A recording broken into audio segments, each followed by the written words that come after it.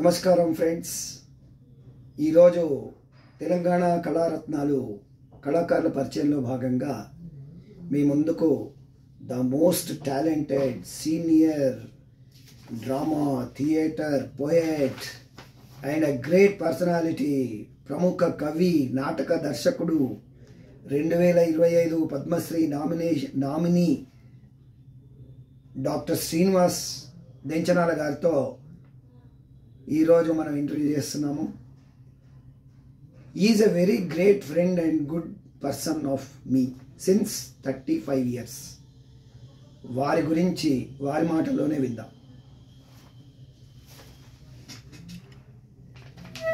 నమస్కారం శ్రీనివాస్ గారు, బాగున్నారా?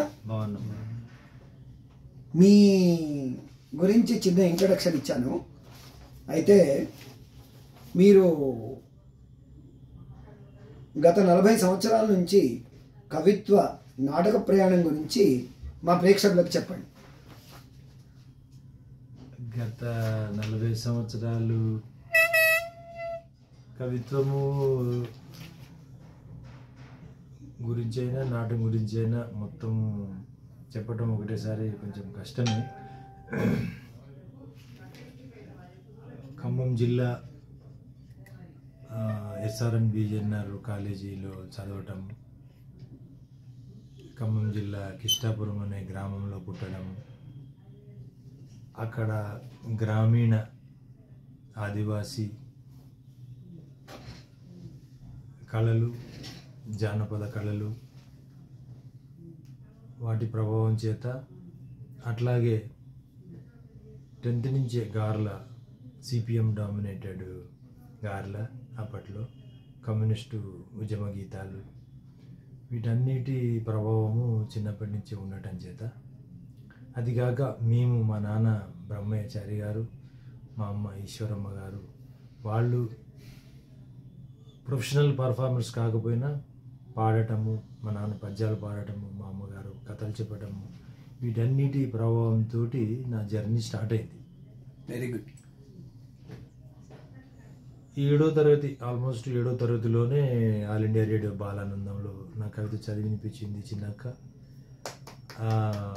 ముల్కనూరు మా హెడ్ మాస్టర్ గారు మొత్తం స్కూల్ అంతా కూర్చోబెట్టి ఆ కార్యక్రమం ప్రసారం చేశారు. ఎంత మీ వయసు అప్పుడు? 7th క్లాస్ అంటే ఆల్మోస్ట్ 12 years. 11 to 12 years. అప్పటి నుంచే ఉంది. ఇక అప్పటి నుంచి ఖమ్మం రావటము, ఖమ్మంలో డిగ్రీ కాలేజీలో PDSU నక్సలైట్స్ స్టూడెంట్ వింగ్ ప్రభావము, ప్రజానాట్య మండలి CPI CPM ప్రజానాట్య మండలి ప్రభావము, అట్లా కొన్ని పరిషత్తు నాటకాలతోటి ప్రయాణం స్టార్ట్ అయింది. పోయిటరీ రాస్తున్నా కానీ అది అంత పెద్ద చెప్పుకోదగ్గ పోయిటరీ కూడా కాదు, ప్యారలల్గా నడుస్తూ ఉంది. ఈ రెండు కాక ఈ క్రాంతికారి గారని ఖమ్మంలో హేతువాద నాస్తిక సంఘాల అధ్యక్షులు, ఆయన ఆధ్వర్యంలో ఒక 450 ప్రదర్శనలు, ఇంద్రజాల ప్రదర్శనలు రాష్ట్రం అంతటా ఇవ్వడం. మీరు ఇంద్రజాల నేనే, ఒక 2 అసిస్టెంట్లు,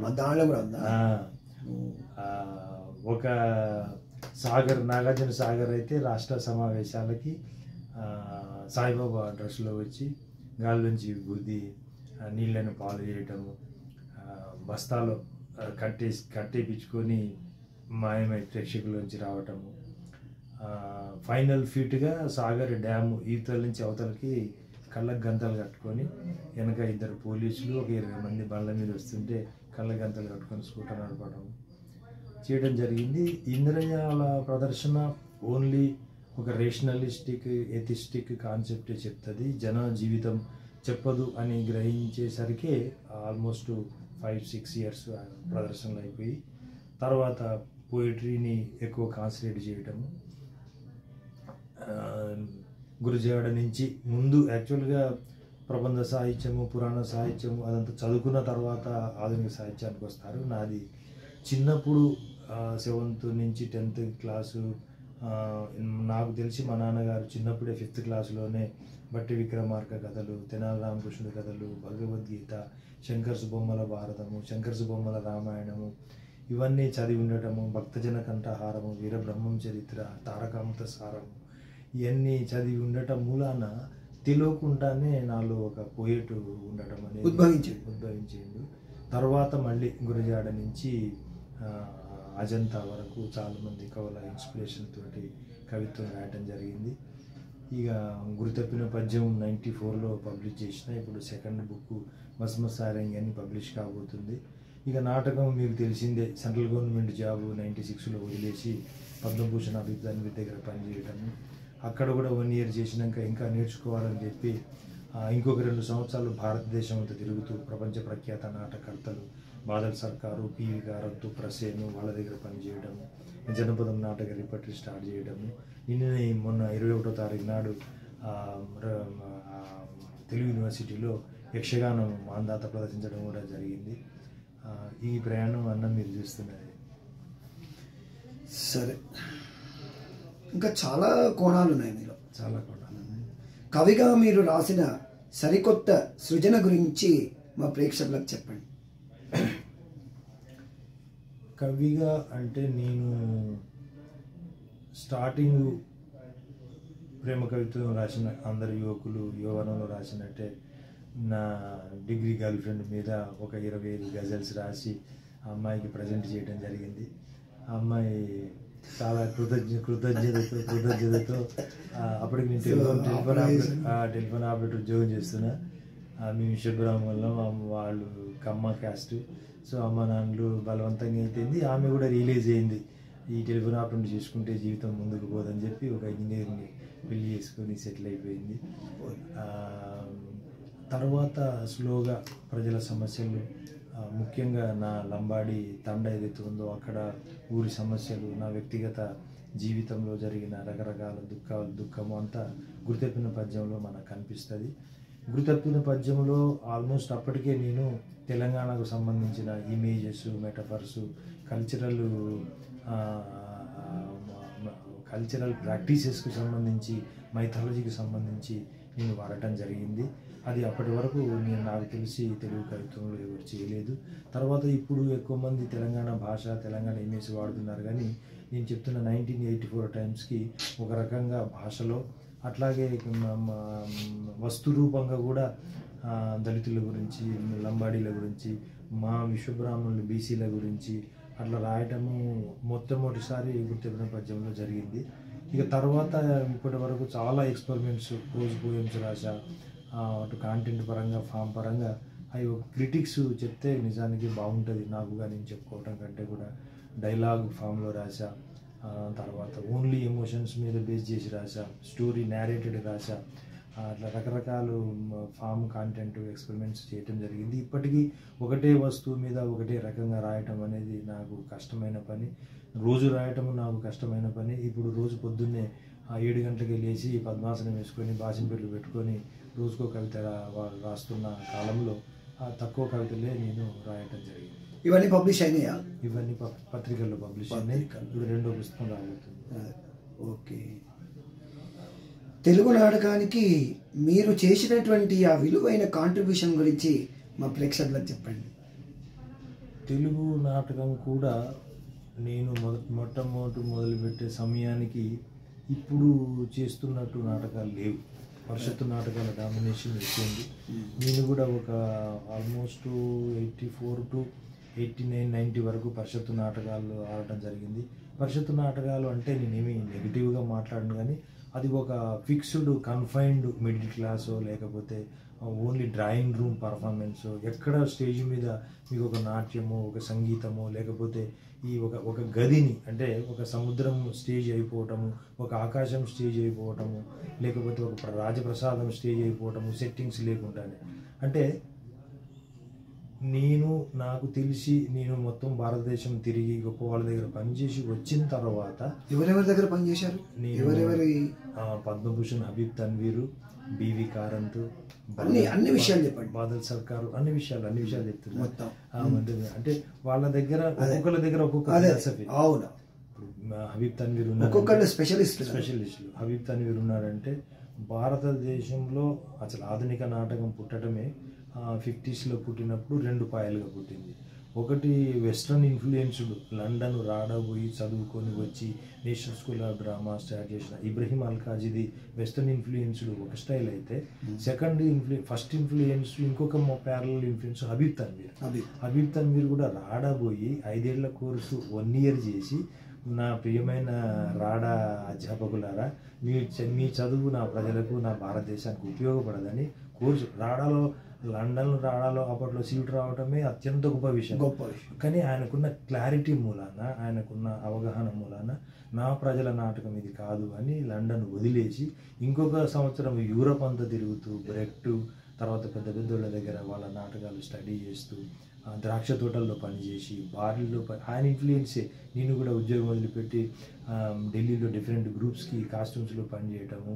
దాంట్లో MVF నాకు ఒక 3,000 రూపాయలు అప్పట్లో ఇచ్చింది ఫెలోషిప్గా, అది తప్ప వేరే ఇన్కమే లేకుండే. సో ఆయన ఏం చేసిండంటే చదువు రాని ఛత్తీస్గఢీ ఆదివాసుల్ని తీసుకొని వాళ్ళతోటి షేక్స్పియరు, వాళ్ళతోటి కాళిదాసుడు, వాళ్ళతోటి ప్రపంచ నాటకాన్ని ఆడటం మొదలుపెట్టిన తర్వాత నేను షాక్ అయినా. వీళ్ళు ట్రైనింగ్, శిక్షణ, ఇన్స్టిట్యూట్లు, ఇదంతా అసలు శిక్షణ లేకపోతే స్టేజ్ ఎక్కవద్దు అనుకున్న కాలంలో నిజమైన భారతీయుడి యొక్క భాషని, భారతీయుడి యొక్క జానపద సాంప్రదాయ కళల్ని ఆధునిక నాటకానికి మలుచుకొని ఆయన ప్రదర్శన చేయడం జరిగింది. అట్లా బాదల్ సర్కార్ మొత్తం మెయిన్ స్ట్రీమ్ని, స్టేజ్, లైట్స్, కాస్ట్యూమ్స్ అన్నీ వదిలేసి ఒక 10-15 మంది పేదవాళ్ళని తీసుకొని పార్కులో వేయటము, బీవికారంతు సంగీతానికి ప్రాధాన్యత ఇచ్చి నాటకాలు చేయడము, ప్రసన్న రియలిస్టిక్ నాటకాలు, మనం ఏదైతే రియలిస్టిక్ నటన అంటున్నాము దానికి భారతదేశంలో అత్యంత గొప్ప దర్శకులు. అట్లా అన్నీ పనిచేసి వచ్చిన తర్వాత నేను నా గ్రామీణ కళాకారులతో కలిసి వాళ్లకు అవసరమైన వాళ్ళు ఏ రకంగా మాట్లాడతారు, వాళ్ళు ఏ రకంగా అంటే నేను semi rural, semi urban, semi tribal అట్లా అందరినీ కలిపి ఇప్పటివరకు నాటకాలు చేయడం జరిగింది. అట్లా నాటకానికి ఫస్ట్ టైము స్పేస్ను వాడుకోవడంలో కానీ, కాంటెంట్ పరంగా మూవానిపిల్లని గ్రోవి నవలను తీసుకున్న, మృచ్చకటికాన్ని మట్టి బండితో తెలుగులో చేసిన, దళితులు ప్రదర్శిస్తున్న 8 రోజులు ప్రదర్శించే శక్తి పురాణాన్ని ఆదిశక్తి కాంటెంట్ మీరు విని చాలా ఆశ్చర్యపోతారు. విష్ణు, ఈశ్వర, బ్రహ్మ కలిసి శక్తిని చంపేసి ఆమె దగ్గర ఉన్న వేదాలు, జ్ఞానము, ఆయుధాలు ఫస్ట్ టైము వాళ్ళు తీసుకోవడం జరిగింది. డిఫరెంట్ కాంటెంట్స్, పీపుల్స్, ప్యారలల్, నిజమైన ప్రజలు, నిజమైన భాష, నిజమైన తెలుగు జనాల కోసము వాళ్ళ గురించి వాళ్ళతోటి నాటకాలు ఇప్పటిదాకా వేస్తుండటమే నా కాంట్రిబ్యూషన్ అని చెప్పొచ్చు. స్పేస్లో కానీ, లైట్స్లో కానీ, కాస్ట్యూమ్స్లో కానీ, మాస్కులు వాడిన నేను అట్లా ఏ రకంగా చూసుకున్నా కూడా కొంతమంది ఇప్పుడు చేస్తున్నారు కొంత, కానీ అప్పట్లో నేను మొదలుపెట్టిన 84స్లో ఇదేమీ లేదు. మీరు వీధి నాటకాలు కూడా వేసినట్టున్నారు కదా? నేను వీధి నాటకం కూడా వేశాను, కానీ ఒకటేదో చాలా ఫేమస్ ఉంది మీరు వేసింది, దొంగ సత్తే స్టేజ్ ప్లేనే, ప్రొసీనియం ప్లేనే. వీధి నాటకాల్లో నాకు తెలిసి మావ నాటే మావరాజ్ అంటే మా ఊళ్ళో మా రాజ్యం. తెలంగాణ గోండులు ఉత్మత్తడిగూడ గోండిగూడానికి పోయి కొంత ITDA హెల్ప్ తీసుకొని ఒక 45 మంది ఆదివాసులను తీసుకొని ఉట్నూరులో వాళ్ళ సమస్యలతోటే వాళ్ళ నాటకమే వేశాము, ఓపెన్ ఎయిర్లో వేశాము. 15 షోలు చేపిస్తా అన్న ITDA మినిస్టరు, SP వాళ్ళందరి నాటకం చూసి నాకు గెస్ట్ హౌస్కి మంచి పోలీసుల్ని పంపించి రేపు మధ్యాహ్నం వరకు మీరు ఖాళీ చేయకపోతే అరెస్ట్ చేస్తామని వార్నింగ్ ఇవ్వడం జరిగింది. నేను ఎక్కడ విప్లవం అనలే, ఉద్యమం అనలే, తుపాకులు కొట్టమనలే. ట్రైబల్స్ని different institutes how they are seeing it, how forest institute department will see them, how police department will see them, how education department is treating them, how the ITDA whom support I have taken, how ITDA has treating them. Just వాళ్ళ అభిప్రాయాలు, వాళ్ళ incident తీసుకొని play రాసి వాళ్ళతో వేసినందుకు ఒక show వేయగానే ban చేశారు. ఇక నేను కొంతమంది ఆదివాసీ నాయకుల్ని కలవడం జరిగింది తక్కిన షోలు చేయడానికి, కానీ దాన్ని డిస్టర్బెన్స్ అవుతుంది. యాక్చువల్గా కొమరంభీం వేద్దామని పోయినా, అల్లం రాజయ్య గారి సాగుగారి నవల తీసుకొని ఆ నవల చేస్తానని పోతే ITDA పర్మిషన్ ఇవ్వలే.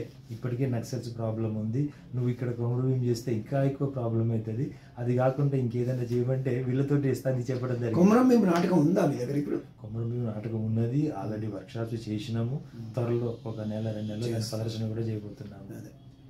సో మీరు చాలా అంటే మీరు ఇన్ని రకాల స్కూల్స్లో చేశారు కదా, మీ సొంతంగా ఏదైనా ఇవాల్వ్ అయిందా మీకు? అది ఇందాక చెప్పిన కదా, నా సొంతంగా ఇవాల్వ్ అయిన నా థియేటరు మీకు భారతదేశంలో ఎక్కడ కనిపించదు.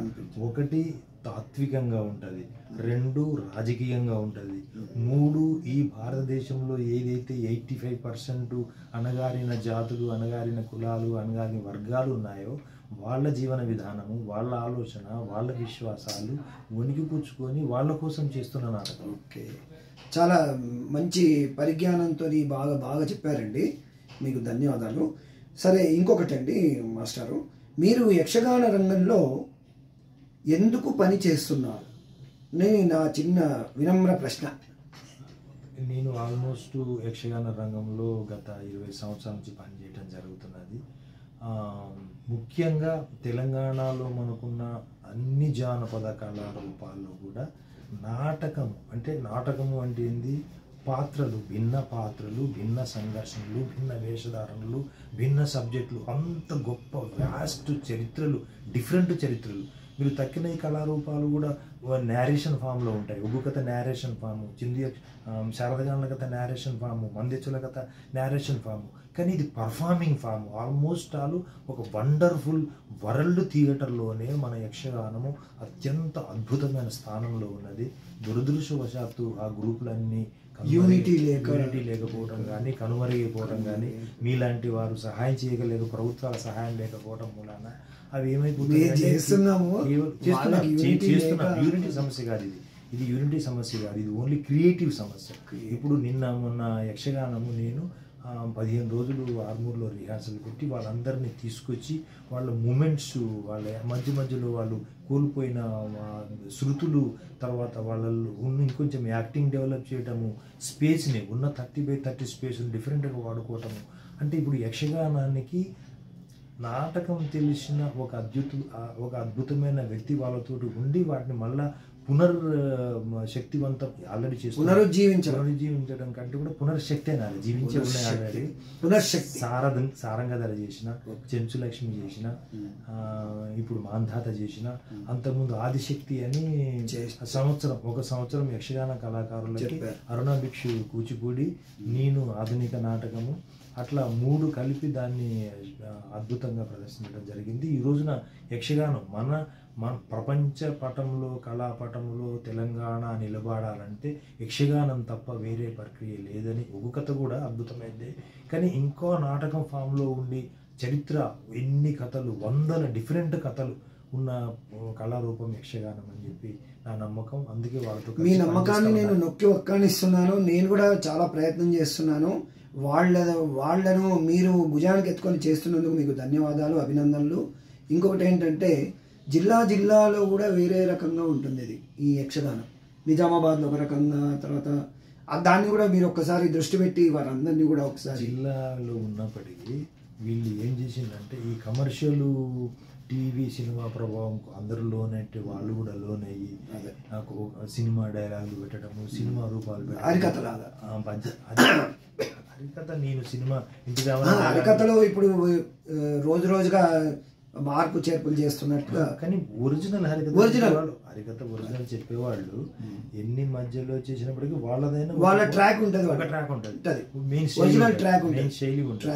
అయితే యక్షగానం వల్ల ఇక్కడ మనకి ఏం జరిగిందంటే పద్యనాటకం ప్రభావంతో వాళ్ళ దుస్తులు కానీ, ఓన్లీ నిజామాబాద్ జిల్లాలోనే ఒరిజినల్ యక్షగానం ఉన్నది. అయితే మన నటరాజ రామకృష్ణ గారు కొంత క్లాసిసైజ్ చేయటం మూలాన సంస్కృతీకరణ, అంటే అది క్లాసికల్ నాటకానికి దగ్గరికి పోయే ప్రమాదం ఉంది. నేను ఆ ప్రమాదాన్ని తప్పించి మళ్ళా ఒరిజినల్ ఫోక్ ఫామ్ ని వాళ్ళతోటి ప్రదర్శింపజేస్తున్నాను. అందులో కొంత ఆధునిక దర్శకుడుగా acting, space, music, lights, costumes అవి కూడా వాడుతున్నాను. గొప్ప స్పందన వస్తుంది. దీన్ని రాష్ట్ర ప్రభుత్వము ఒక ఉద్యమంలాగా యక్షగానాన్ని టేకప్ చేసి బృందాలన్నిటికీ ట్రైనప్ చేసి 24 గంటలు 365 రోజులు తెలంగాణ అంతా ప్రదర్శన చేపియాలని నా ప్రార్థన. తెలంగాణ అంతటా కూడా, ఎందుకంటే మంచి మీరు ఎట్లాగైతే చెప్పారో చిందు యక్షగానం అనేది అన్ని విభిన్న పాత్రలతో కూడిన సమాహారం కాబట్టి మీలాంటి వాళ్లకు ఆ దిగ్దర్శన సూచిక చేసి దీన్ని మొత్తం తెలంగాణ రాష్ట్రం కాకుండా ఇంకా చాలా ఆధునిక పద్ధతిలో మీరు చేస్తున్నందుకు మీకు నమస్కారాలండి, మీరు అభినందనలు తెలియజేస్తున్నా. అలాగే జాతీయ స్థాయిలో మన తెలంగాణ సాహిత్యానికి కళలకు స్థానం ఏమిటి చెప్పండి మాస్టర్. సాహిత్యాన్ని తీసుకుంటే ఇప్పుడు ఇప్పుడే మొదలైంది తెలుగు జాతీయ స్థాయిలో మన గురించి మాట్లాడాలి అంటే మనకు సాహిత్య అకాడమీ అవార్డులు వచ్చినప్పుడల్లా వాళ్ళ సాహిత్యం ఇంగ్లీష్లోకి పోతుంది. కానీ అది ఒక ఉద్యమం లాగా మనకు ఇప్పుడు గురజాడ దగ్గర నుంచి ఇప్పటి వరకు కూడా తక్కువ సాహిత్యం మాత్రమే ఇంగ్లీషులోకి పోయింది. మన కవిత్వము గొప్పది, మన నవల గొప్పది, మన కథ గొప్పది. నాటకం అంటే ఆధునిక నాటకం మనం అనుకున్నంత రచనాపరంగా ముందుకు పోలేదు. కొంతమంది నాటకకర్తలు విజయభాస్కర్ గారు, తారక రామారావు గారు, తర్వాత మన ఆయన ఆనందరావు గారు, పాటిబండ్ల ఆనందరావు గారు, దాని తర్వాత ఇట్లా కొంతమంది ప్రయత్నాలు చేస్తున్నారు మనకి. కానీ వీళ్ళ సాహిత్యము మనము ఇంగ్లీష్లోకి హిందీలోకి పోతేనే అది జాతీయ స్థాయిలో ఉంటుంది. ఇక అవార్డులు అక్కడ ఎప్పుడు నార్త్ ఇండియా డామినేషన్ మొదటి నుంచి ఉన్నది. మన ప్రభుత్వాలు, మన ఎంపీలు, మన ఎమ్మెల్యేలు, కర్ణాటక వాళ్ళు, మధ్యప్రదేశ్ వాళ్ళు, వేరే రాష్ట్రాల వాళ్ళు అక్కడ కొట్లాడతారు. మా చంద్రశేఖర్ కంబారకు జ్ఞానపీఠ ఎందుకు ఇవ్వరు అని పోయి కేంద్ర ప్రభుత్వంతో కొట్లాడి గిరీష్ కర్నాడ్కి జ్ఞానపీఠ ఎందుకు ఇవ్వరు అని కొట్లాడి పద్మశ్రీ మన దగ్గర అది లేదు. దానికి రకరకాల కారణాలు, నిజంగా ప్రభుత్వాలకి సాహిత్యం కళల యొక్క స్పృహ అవసరము లేదు అనిపించడం మొట్టమొదటి కారణము. అట్లాగే మీరు ప్రతి చోట ఉన్నట్టే సాహిత్య రంగంలో, కళారంగంలో గ్రూపులు, ఇవన్నీ రకరకాల కారణాలు ఉన్నాయి. మన కూచిపూడికి జాతీయ స్థాయిలో పేరుంది, మన కవిత్వానికి జాతీయ స్థాయిలో పేరుంది. ఇంకా కొన్ని కళలకు ఉన్నప్పటికీ కూడా రావాల్సినంత జాతీయ స్థాయిలో మన తెలంగాణకు స్థానం లేకపోవడానికి మొట్టమొదటి కారణము తెలంగాణ ప్రభుత్వం అని నా అభిప్రాయం. ప్రభుత్వాన్ని మనం నిందించొద్దు, కానీ ఒకటి నేను చెప్పేది, నా విన్నపం ఏంటంటే మీతో సమకాలీనంగా ఉన్నటువంటి ఈ దర్శకులు కానీ మీలాంటి విఖ్యాతమైన పర్సన్స్ వేరే రాష్ట్రాల్లో అవార్డులు వచ్చాయి కదా, మీకెందుకు అవార్డులు అంటే రావడానికి మీరు ఇంకేమైనా కృషి చేయాలా? మీరు చెప్పండి, మీ బాధ ఏంటి, మీ చెప్పండి మా ప్రేక్షకులకు. నేను ఎప్పుడు అవార్డుల గురించి ఆలోచించలేదు. అవార్డులు రావాలనో, మీతో సమకాలీనంగా ఉండే వాళ్ళకి ఎలా గుర్తించబడ్డారు, మీకెందుకు గుర్తింపు రాలేదు? నాకు తెలిసి నాటక రంగంలో సమకాలీన గుర్తింపు అంటే పద్య నాటకం వాళ్ళకి మొదటి నుంచి కూడా నాటకం అనగానే వేరే రాష్ట్రాల్లో సురభి తప్ప వేరే మాట్లాడరు. వాళ్ళకి ఆధునిక నాటకం కూడా ఉంది. ఇక్కడ మూగవాణి పిల్లం గ్రోవి పడింది, దొంగ సత్య పడింది, ఆ ఊరేగింపు వాదల సర్కార్ది పడింది. ఇట్లా అని వాళ్ళకు చెప్పడానికి మన రిప్రజెంటేటివ్స్ అయితే ఎవరు ఉన్నారో, మళ్ళీ సరే మీరు ప్రభుత్వంలో ఉన్నారు కాబట్టి మీరు ఒప్పుకోకపోవచ్చు, కానీ ప్రభుత్వం నిందించట్లే. ప్రభుత్వం నుంచి రిక్వెస్ట్ చేద్దాం. రిప్రజెంటేషన్ ఏదైతే ఉంటుందో, ఇప్పుడు for example Sangeet Natak academy అవార్డులు ఉన్నాయి. ఇంతవరకు సంగీత నాటక అకాడమీ పుట్టి ఇప్పుడు 50 ఏళ్ళు 60 ఏళ్ళు అయింది. సంగీత నాటక అకాడమీ పుట్టిన దగ్గర నుంచి ఆధునిక నాటక దర్శకుడికి అవార్డులు విజ్ఞప్తి చేద్దాము. సురభికి తప్పకుండా నా గురించి చెప్పట్లే నేను. అట్లానే పద్మశ్రీ కూడా పద్య నాటకానికి ఇచ్చారు. ఓకే, ధన్యవాదాలు మాస్టర్. మీరు మీ మెయిన్ ఫిలాసఫీ చెప్పండి మాస్టర్, ఏంటి? ఫిలాసఫీ అంటే అదే ఇందాక మనం మాట్లాడుకున్నట్టు, నా కవిత్వమైన నాటకమైన సామాజిక సమానత్వం, ప్రజలందరూ కూడా సమానంగా గుర్తింపబడాలి, సమాన అవకాశాలు రావాలి, సమాన హక్కులు ఉండాలి. వాళ్ళు కూడా ప్రభుత్వాలు ఏర్పాటు చేయాలి, వాళ్ళు కూడా సుబ్బిరామిరెడ్డిలు కావాలి, వాళ్ళు కూడా చంద్రబాబు నాయుడు కావాలి, వాళ్ళు కూడా రేవంత్ రెడ్డిలు కావాలి. ప్రజలు ఎవరైతే అంటే జనరల్గా మనం ఇప్పుడు క్యాస్ట్ గురించి మాట్లాడకపోయినప్పటికీ ఎన్ని బీసీ కులాలు అందరికి ఆపర్చునిటీస్ రావాలి, ఈక్వల్ ఆపర్చునిటీస్. ఎస్సీలు, ఎస్టీలు, అణగారిన వర్గాలు వాళ్ళు కూడా మెయిన్ స్ట్రీమ్లోకి రావాలి. అట్లాగే మనుషుల మధ్య అన్కండిషనల్ లవ్, మెయిన్ ఆర్టిస్ట్ ఏ ఆర్టిస్ట్ అయినా ప్రేమ, ఒక మనిషికి ప్రేమించాలి, ప్రేమింపబడాలి, మానవ సంబంధాలు ఉండాలి. దానికోసం ఆ హక్కుల కోసం పోరాటాలు జరగాలి, సామాజిక ఉద్యమాలు అన్నిటికీ కూడా నా కవిత్వం సపోర్ట్ చేస్తున్నది, నా నాటకం సపోర్ట్ చేస్తుంది. మీరు టైం కేటాయించి నాకు ఇంత మంచి ఇంటర్వ్యూ ఇచ్చినందుకు థ్యాంక్ యూ సో మచ్. మీరు ఒక ప్రభుత్వ అధికారిగా ఉండి కళాకారులని ఇట్లా ఇంటర్వ్యూ చేసి కళాకారుని ప్రజలకు వాళ్ళని గుర్తింపేటట్టు చేసి వాళ్ళని సన్మానించడం అద్భుతమైన విషయం. నాకు తెలిసి 50 ఏళ్లలో కొన్ని వేల మంది ప్రభుత్వాధికారులను కలిశాను నేను. ఎవరు కూడా ఇంత గౌరవం లేదు. మీరు గౌరవం ఇచ్చినందుకు హృదయపూర్వక కృతజ్ఞతలు. మీ అభిప్రాయం చెప్పండి ఈ కాన్సెప్ట్ గురించి, ఈ తెలంగాణ కళారత్నాల గురించి. మీరు అద్భుతంగా చేస్తున్నారు. కానీ ఇంకొంచెం నా రిక్వెస్ట్ ఏంటంటే మీరు ఈ 15 నిమిషాలు ప్రభుత్వాధికారిని అనేది మర్చిపోండి. ఎందుకంటే ఈ ఇంటర్వ్యూ వల్ల మీకు మెమోలు ఇవ్వటము, ట్రాన్స్ఫర్లు ఇవ్వటము, మీ ప్రమోషన్ రావడం ఎట్లాగూ జరగదు. ఇది అట్లాగే ప్యాషన్ తోటే అట్లాగే మీరు సార్ పర్మిషన్ తీసుకొని మీరు సార్ పర్మిషన్ తీసుకొని చక్కగా మీకు ఒక కెమెరామెన్ ఒక వెహికల్ తీసుకొని దయచేసి హైదరాబాదు రవీంద్రబాద్ మీ గది దాటి మీరు ఆదివాసుల దగ్గర పోండి, జానపదుల దగ్గర పోండి. ఇంకా అద్భుతంగా మీరు మీరే మార్గనిర్దేశనం చేయండి. మీ మార్గనిర్దేశనంలో పనిచేస్తాను. నేను రిటైర్ అయినాక అదే పనిచేస్తా. నాకు ఇంటర్వ్యూ ఇచ్చినందుకు ధన్యవాదాలు. Thank you very much. నమస్తే. Okay friends, if you like the video please like, share, comment. Thank you.